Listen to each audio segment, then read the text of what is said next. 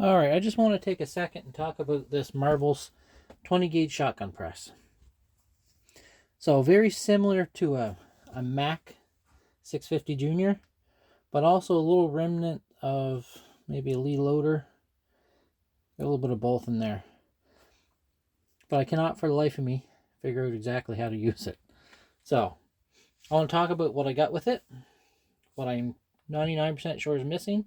If anybody out there has some information on this, I'd love to have it.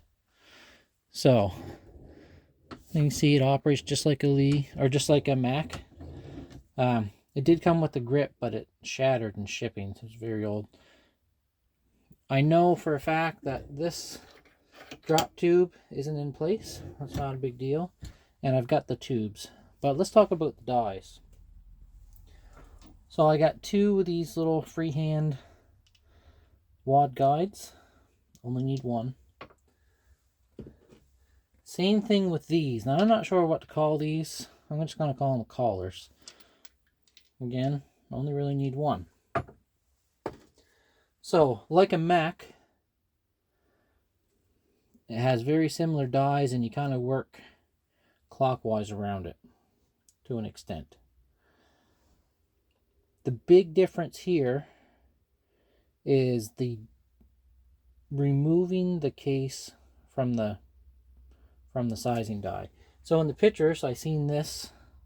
This is a 20 gauge sizing ring. I assume that it screwed onto a collar back here. Doesn't. So here's what I figured out so far. We know this, that you just hold it. There's no bracket or anything. But I think I got an idea for that. So let's get that out of the picture for a moment. So we got this collar, we got this sizing ring.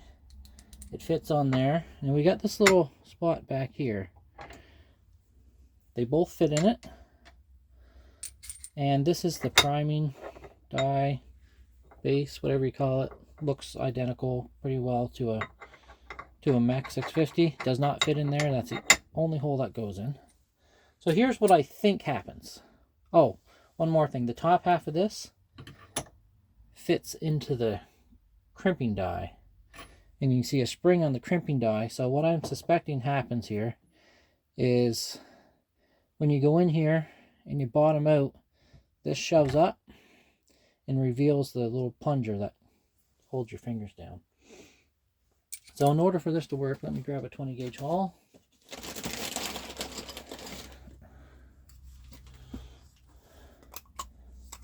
So you put that in there, like sort of like you would on a Lee press. And then it actually goes over here in the crimp finish stage.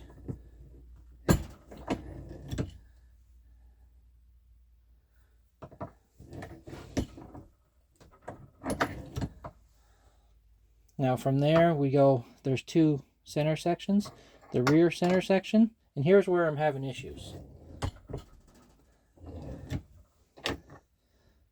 It doesn't take it out.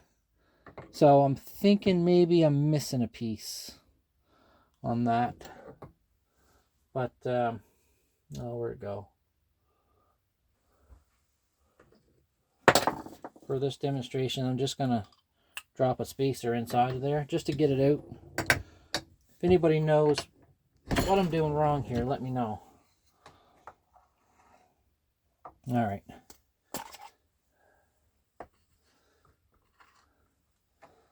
So we're finished with that.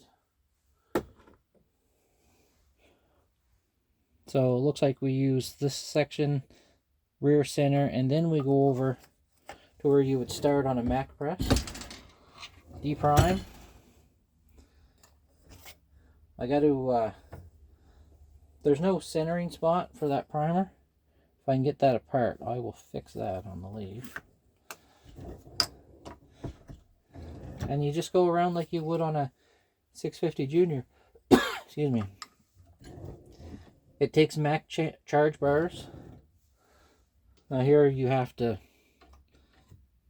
manually put that on there. But I think what I might do is get a little hinge and a Lee. I have one, a Lee, one of these. So it'll just hinge up into place, and then I can set the guide, and then it'll fall back down. I think that'll simplify that. And from here you go with the crimp starter. The crimp starter is missing, but I do have a 16 gauge one kicking around here, made by Lee for Mac, or maybe Lee had something that looked like a Mac, I'm not sure. And you would crimp start and then do this. So this back die, if this is how it works, this back die I think it's a lot simpler than the Mac. Pretty smart. Now over on the side here, see if we can get this in the picture. Given how this lever works, I think this would be fairly easy to modify, so I didn't have to mess with this center hole. I think I could take my spare 12 gauge die with some type of I don't know, maybe it would just set right in there, but I think I can modify some spare parts for a 12 gauge mech to make it kick the shell out of the priming or the sizing die. But anyway, that's it for this little video. If anybody knows how this thing's supposed to work, if you know what parts I'm missing, please leave a comment. I like messing around with all this old stuff. You know, is it a waste of money? Yes, absolutely. But I enjoy it. So here I am again with some obsolete, well, some people call it a piece of junk. I think it's a neat little piece of history myself. But I'll get it going. I might have to do some slight little modifications.